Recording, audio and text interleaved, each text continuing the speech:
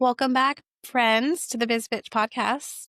Once again, thank you so much for being here and trusting me to be part of your weeks, of your days, whether that be you're on your wellness walk, you're having a glass of wine on your Friday night, I'm at your desk, however, we're plugged into each other. I'm so beyond thankful to have you in this space and be part of your world and hopefully get to know more about your world as well. On today's episode, I want to really talk about the foundations of starting a business. Because I don't think this is talked about enough as entrepreneurs. And yes, it's on like the SCORE websites and, like the Small Business Association websites, but like those websites and Google in general, and even ChatGPT can be so overwhelming when it's like you go to put in Google, what's the first things I do to start a business? How to be a successful entrepreneur? Like, if you're like me, we all did that when we started our business, and that shit is overwhelming. And you get like 20 different answers depending on what you're reading. And some of it is so archaic that doesn't even apply to this world anymore, or it doesn't apply to this world of online businesses, which is like a whole nother division of being a small business owner. And that is actually probably what I found the most challenging myself was the business I was trying to build wasn't like a brick and mortar or a traditional business or a product. And it's really hard to navigate. And I'm sure others in other industries feel the same.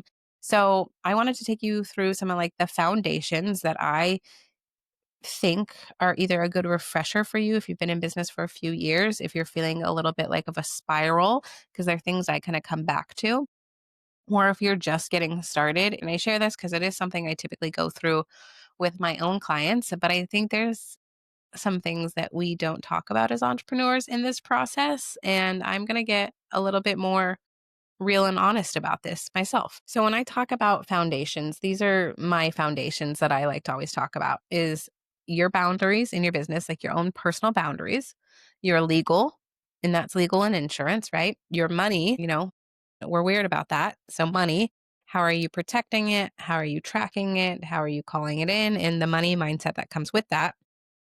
And then also the operations or the systems, because you'll notice branding, marketing, all those other sexier things that when it comes to launching a business aren't on this list. And I say that because those are the things that we tend to all navigate to when we first start launching. They're the fun parts, right? They're the exciting parts. Picking out your first logo, picking out your first brand colors, your fonts, like I loved that, but I think I got a little bit of a shiny object syndrome when I was launching my first business and spent way too much time on a lot of that stuff and thinking and comparing myself to other brands that were bigger than me rather than focusing on some other things that I think I should have focused on in terms of time and money. So let's get into it. So, as I mentioned, this is the exact foundational framework that I go through with every one of my coaching clients. So, I only offer about 3 coaching clients spots a year just because I truly think for my secret sauce and my power, it is more of like the done for you, get your hands dirty part of our business that makes, our clients so happy. However, I also realize that some people relate to me and want to work with me, and I need to just help them kind of get that little, like, boost under them to get to the next level with me. And I also do really enjoy coaching. I don't think I could do it full time at all, but I've realized that before I could start any kind of business coaching or operations coaching with any of my clients, we had to cover some foundations. And so this is the exact real talk that I have with them before we go anywhere or deep dive into anything else. So, are you ready for it? So, first off, I have a few exercises that I like to do and I think are really important. And I like to have my clients sit down and do a few journaling exercises. This is where a bit of that woo woo part of me comes into play, right? To where I want them to think about the systems, the money, the foundations that they need to build the businesses that they want to become, not the businesses of where they're at right now. And I say this like this. So a lot of the times I'll ask, like, what are you trying to build? What are your goals of us working together?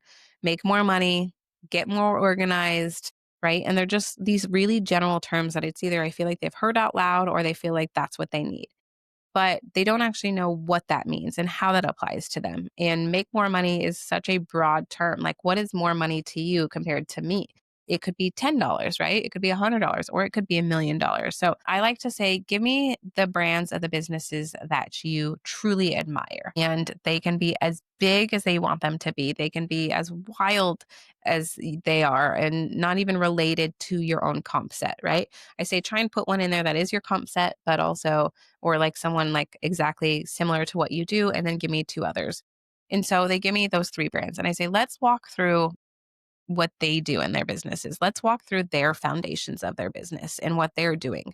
Because if you say you want to make $1,000,000 next year, yet you don't have a way for people to pay you credit card and you're still just taking Venmos, it's probably not going to work.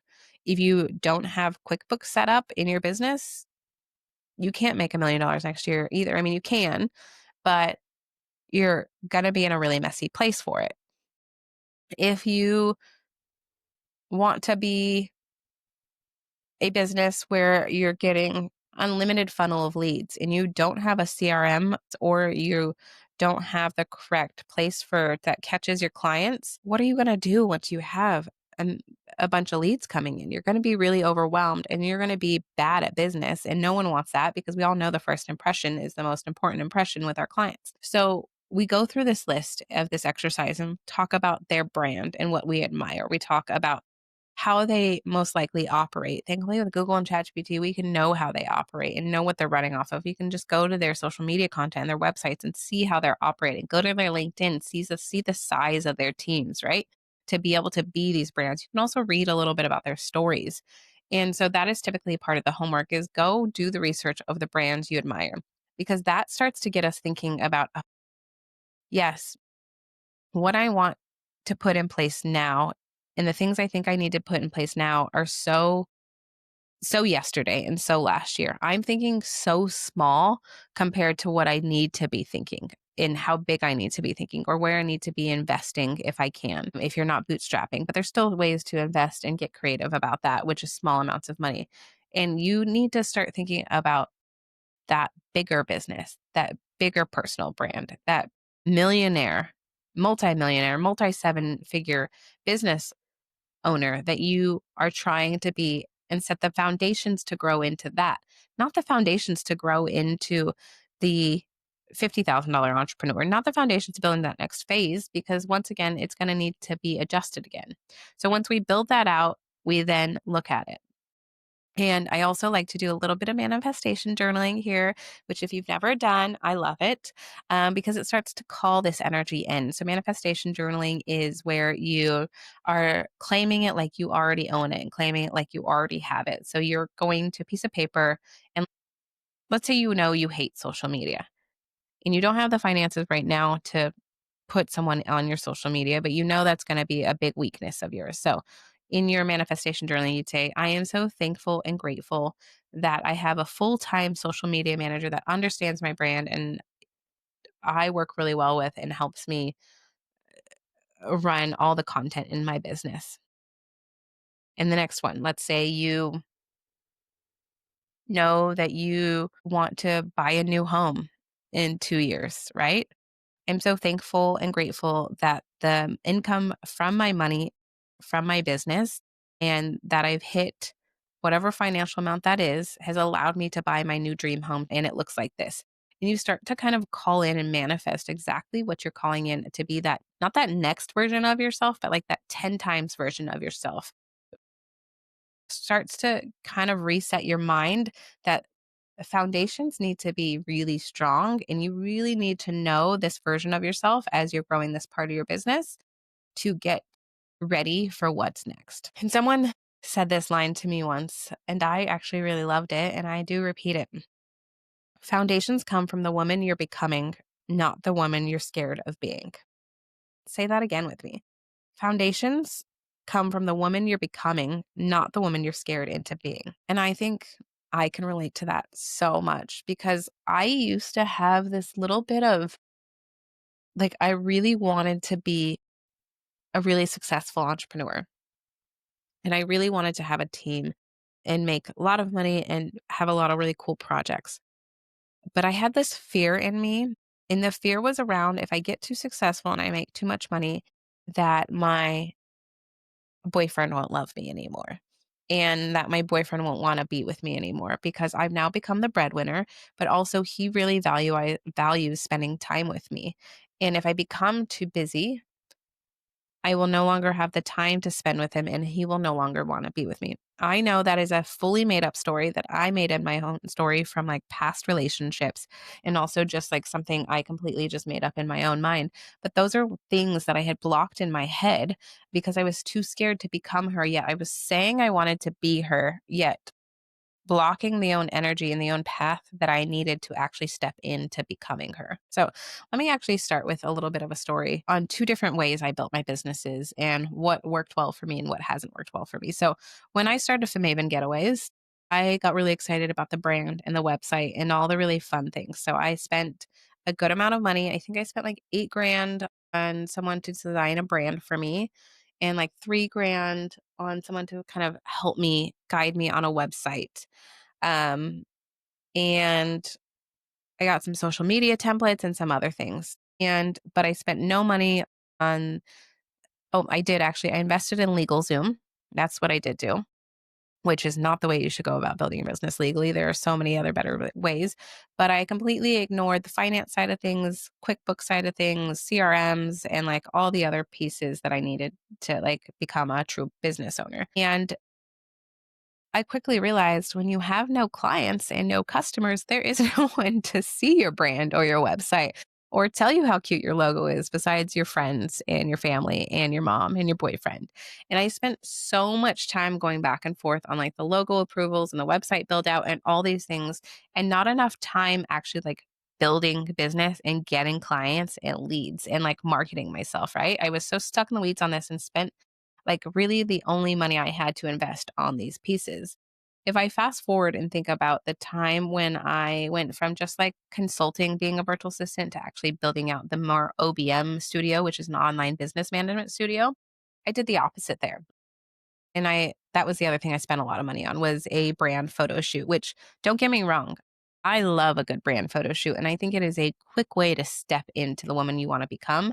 But I think there's a time and a place for it. And also you got to look at your own finances and how you're investing time. So fast forward to my OBM side of things. When I launched that, I said, okay, we're not doing that again. I'm going to go design my own logo on Canva, and it's pretty much just going to be some font. I'm going to use some old photos that I had taken from my travel brand and kind of reuse them in the best way I possibly can. I'm going to build out my own just 3-page Squarespace website, real basic, and build out a basic social media. And I invested a lot more time in that world on actually bringing in clients, defining what my offers. And I knew that legal and my contracts were also going to need to be an important part of that puzzle.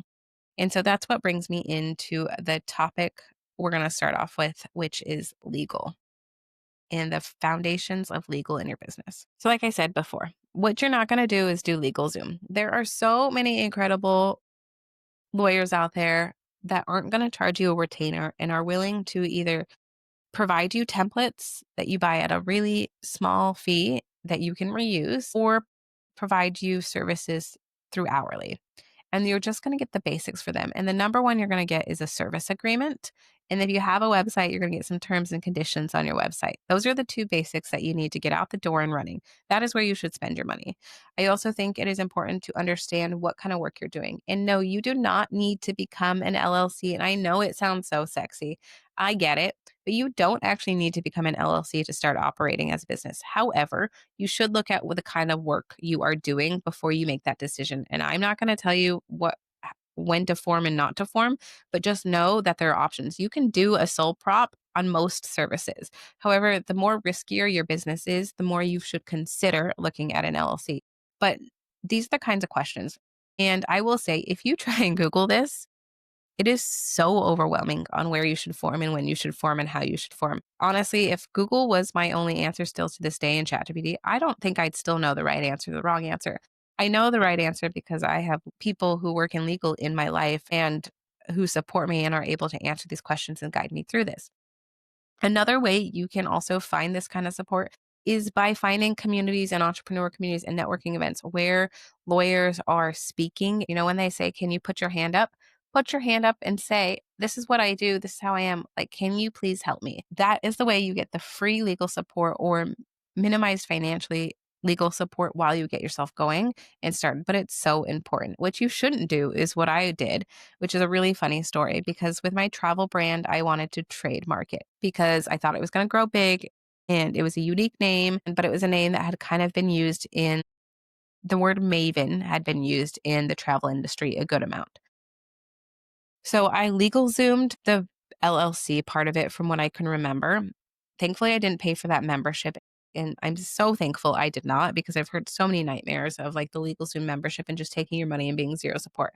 But I was out in Scottsdale with some girlfriends of mine when I was single, and this is when I was launching my first brand, and we met this group of guys, and one of them's like, "Oh, I'm a lawyer." And I'm like, "Oh, interesting." And I just, was shiny new business getting it off the ground. I'm like, "What kind of lawyer?" He's like, "Oh, I do trademarking." My little eyes were like, "You do trademarking?" I'm trying to trademark my business right now, and I'm so overwhelmed in the process. Look, we had a lot of drinks that night, and lo and behold, I got his phone number and he was like, "Call me anytime if you have any questions and I will look, I'll search the database and I'll do this for you, like pro bono for free. Like, I want to help you."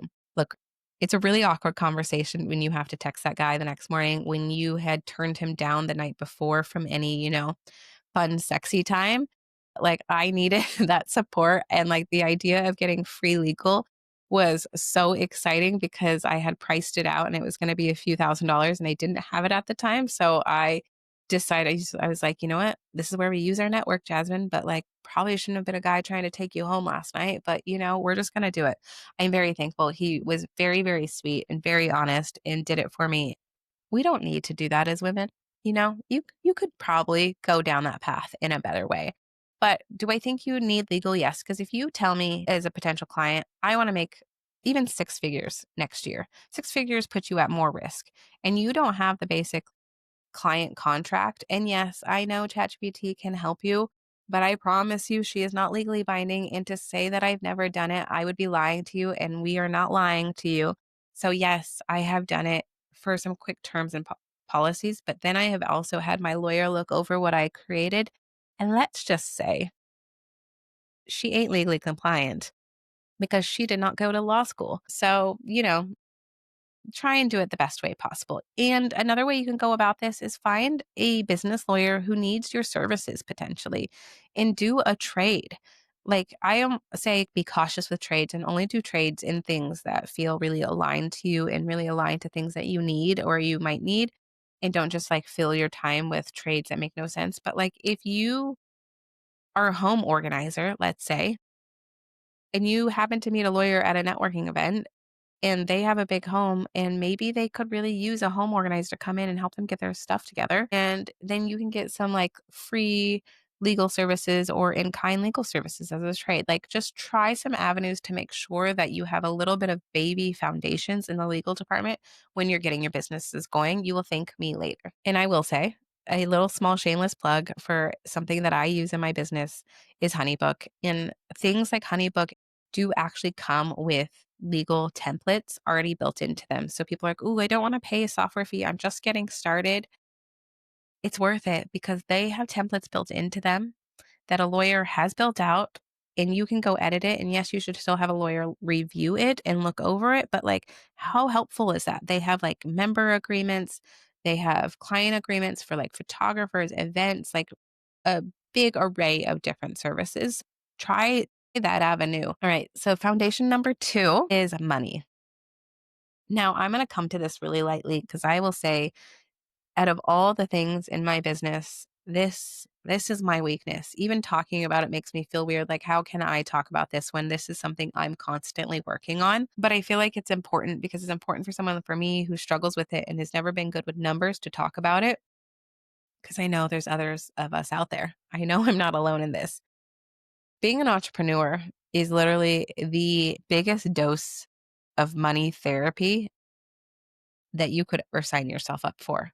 Man, does it tap into your money mindset, your money traumas, things that happened when you were younger on like scarcity mindset, even bosses you used to work for and how they used to price themselves and how now you apply that to yourself. Like it is so insane how money can start to be a really confronting thing in your business and you not even realize that that's going to be the thing that comes up for you. And boy, was it the thing that came up for me. And in the ways it showed up in my business, and I see it show up in my clients, is not pricing themselves high enough because they just want clients. And so they're willing to go way too low for their industry. And then they end up getting themselves in a really bad point.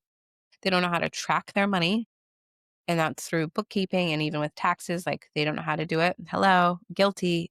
Bookkeeping, hot mess express, taxes, hot mess express, still trying to figure all that out and be better at it because it is my weakness. Another way that it has shown up for me is how to put packages together and what that looks like in a service-based world versus a product, because we're just putting a value on time, but also not on time because I'm no longer just hourly because I have employees and I have software and I have overhead, right? So it's different now. And even when you're getting off the ground, some businesses are different when they get off the ground. So it's not like just $65 an hour is what I am. Is that truly what it is? What does that look like in your business? And those were all things that really showed up for me when I was first launching a business, and things that I still have to, work on. And I've done a lot of money mindset courses. I've done a lot of EFT tapping on scarcity.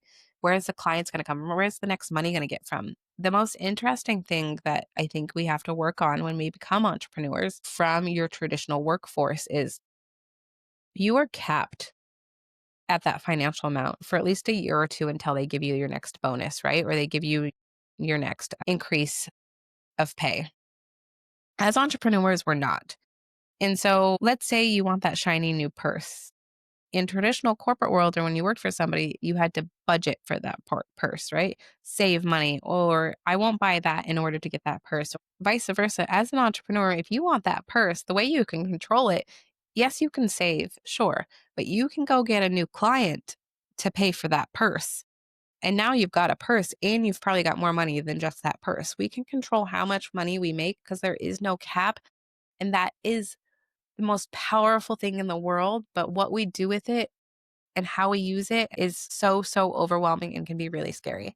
So the basic foundations I like to tell new clients is just do the basics for your numbers, whether that be a spreadsheet that you build out, understanding, a little bit of journaling. Just make sure that you're feeling good. Make sure you're looking at your competitors to see what they're charging, to make sure that you're in line with them, making sure you're just feeling positive about your money and you're not putting any negative energy blocks towards your money are some of the bare minimum foundations you can do as an entrepreneur when you're getting your business off the ground, because you will see that scary little fucker show up and look you right in the eyes and make you feel all kinds of way about money that you didn't even know you had inside of you. All right, foundation number 3, I want to talk about sexy systems, or the not so sexy systems. Like I said, as entrepreneurs, when you're first starting a business, or even when you're starting to create a new product line or a new offer, it's so much more fun to design the graphics and the copy and think about all the offers and those parts.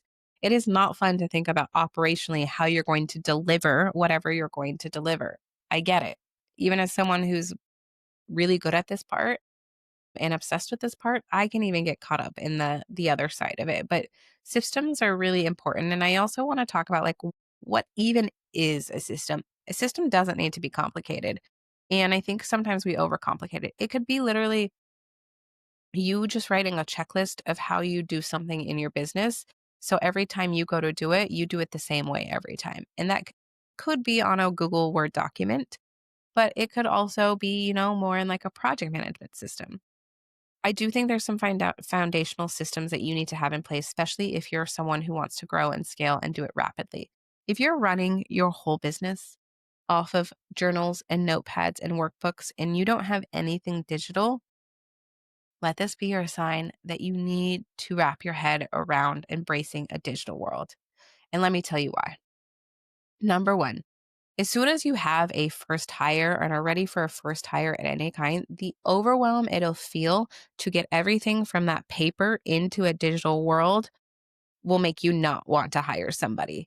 Because these days, and especially as an entrepreneur, your first hire is most likely not going to be sitting right next to you and in your world. And if they are, they're going to need a computer and to help you. And so the more that you can put into a digital system, the faster and the quicker the better, because it means when someone comes to help you, they can see into your world quicker and not need to come, go through all your notebooks and workbooks to do everything. It means that they can start supporting you from day one.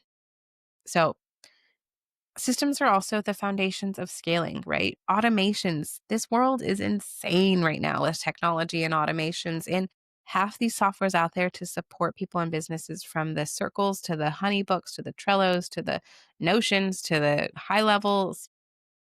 There is so many cool automations built into these that are pretty much have stepped over the old Zap or the Zapier world, because they're built into the softwares, and there's AI built into that as another level. Let the system and the automation support you. And that is why investing in a software as early as you can is honestly going to benefit you so much. And so, if that means your first little bit of money, you start to funnel off into a software fee, $50 a month, $30 a month for your email marketing and, your CRM or whatever you use to send proposals to your client or whatever you use to sell products to your clients, just do it. Promise you, just do it. Make the investment, find the other client to pay for the software. That's what I do. When there's a new software that I want to use, like this Riverside software that I wanted to use for the podcast specifically, I was like, all right, how do I afford this whole new Riverside world plus the editing team that's going to come in and edit these? I was like, well, I'm just going to go find some new clients to pay for this. And this way I can have the podcast that I've been wanting to get off the ground. That is the way you should look at it. Systems, also an SOP. So an SOP, standard operating procedure. Yes, you can have them at all levels of business. You don't need to be some big shiny business and like tech giant to have a simple SOP. And it really is as you're refining like your processes and how you do something. Let's say if you are a wedding photographer, and the way that you onboard and bring your clients in and get them to pay and then send them the questionnaire and then get to know more about their wedding is the exact same process every time. Write that down in a detailed list, in a checklist. So you make sure you do it the same way with every client. But then, as soon as you can afford a coordinator to help you with onboarding clients, you can hand them that list and they can support you right away.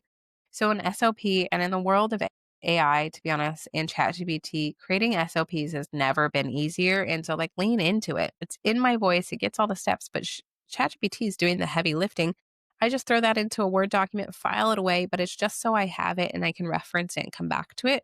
But also, it has been so helpful when I have grown my team in this last year from one person to now 4 people, because now they all share those SOP documents and I'm not having to do the heavy lifting of training every time. I also think that investing in nicer software that helps you deliver whatever you're delivering to your clients in a more luxury way can actually help you raise your prices and also get taken more seriously. If you are the same wedding photographer, in order to onboard your client and get them in your system, you're sending one email for payment, one email for contract through like DocuSign, another email with a questionnaire, and they're stored in all different places, and you're a little bit disorganized and chaotic through that process. It makes them feel a little bit uneasy about working with you. If it comes through a really pretty branded portal where everything's in line, easy to find, easy to use, they feel like they've got a premium product, right? They feel like they've made the right investment and they're starting off the process of working with you with a really positive mindset. It just makes the whole client workflow and working together even smoother.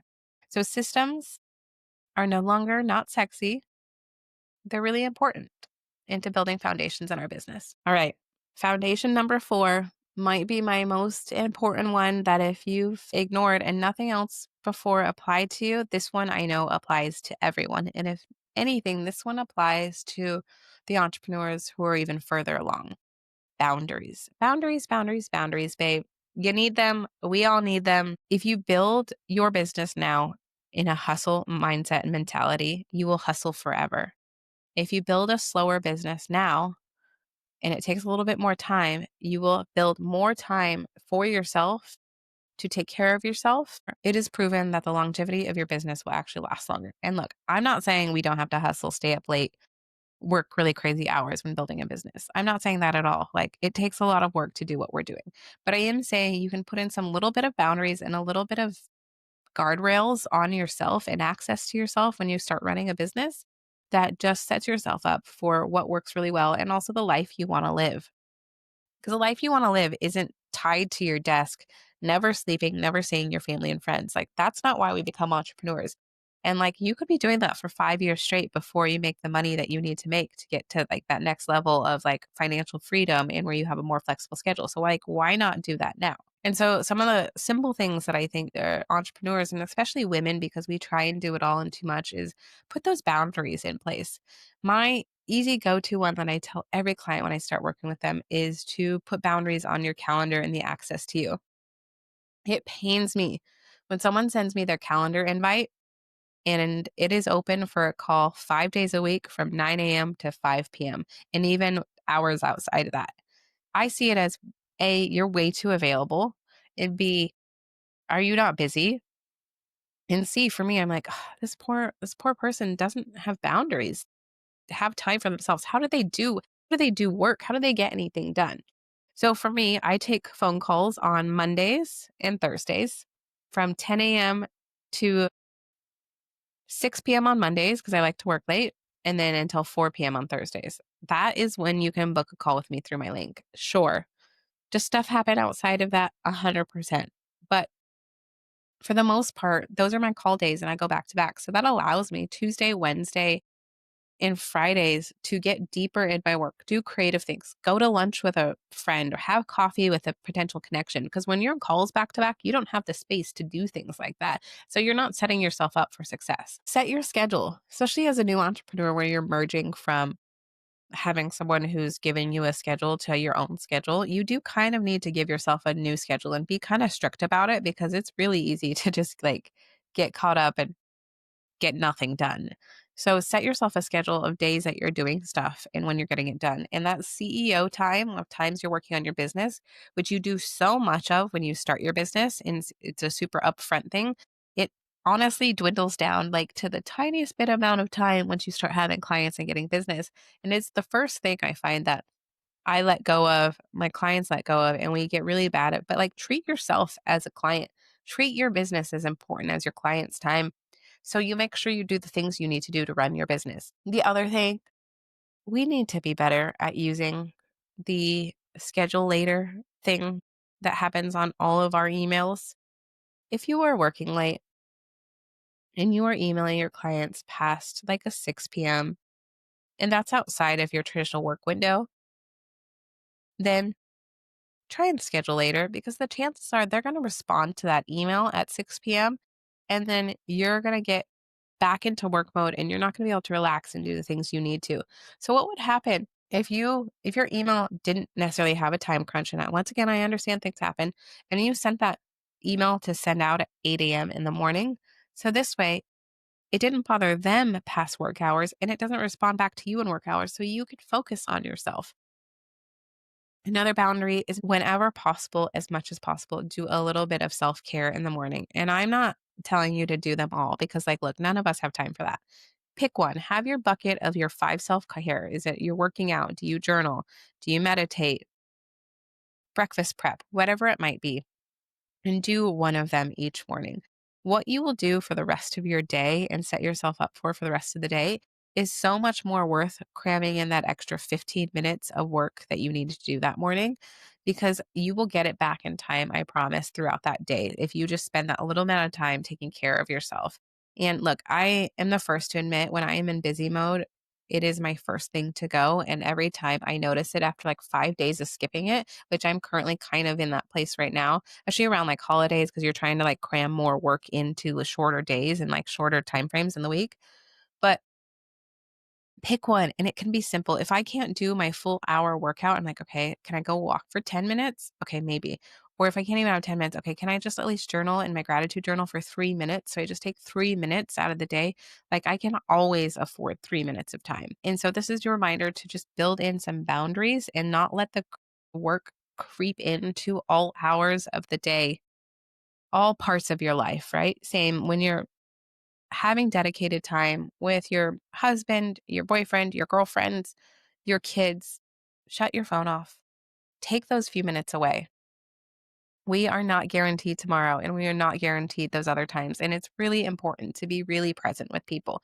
But also, it just gives you a boundary yourself that it's okay to do one thing out of a time. Like, you don't need to be doing 10 things at all moments of every day. We are good at multitasking as women, and I get that, and I'm so proud of it. However, it is also okay to just do one thing at a time, to be super present, and also so you can feel aligned and not feel like there's chaos happening in your brain. Because entrepreneurship, you know what it did for me is it showed me that I have really bad ADHD, and I never realized that I did. And then becoming an entrepreneur, I was like, wow, I've got some really bad ADHD. It is really hard for me to focus when I've got a lot going on. It is hard for me to have deep work time. If I come off an event and I got to do deep work, not happening. Just doesn't happen. My brain can't do that switch like that. It is in social mode. It is thriving. It wants to talk to everybody. It wants to be in the moment with people. So know your boundaries, set boundaries, know that it's okay that even if you're growing and trying to get clients, that it's okay to say no. Don't let people take advantage of you right out the gate because it'll just become this continuous snowball effect where you are constantly letting people take advantage of you in little pieces of your business. And then overall, you end up burning out, and no one wants burnout.